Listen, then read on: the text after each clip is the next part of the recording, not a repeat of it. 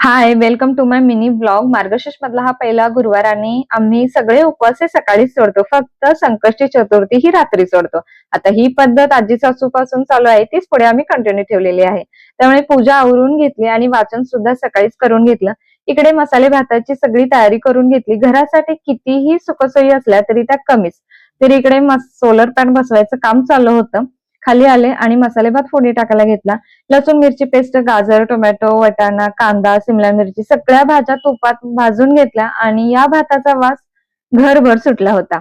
आता ही कोथिंबीर कशासाठी, तर आज व्हेज धनिया बनवायची होती त्यासाठी. तर ग्रेव्ही माझी इकडे तयार होती आणि भरपूर अशी कोथिंबीर चिरून याच्यामध्ये मी घातले होते. इकडे मसाला भात सुद्धा तयार झाला होता.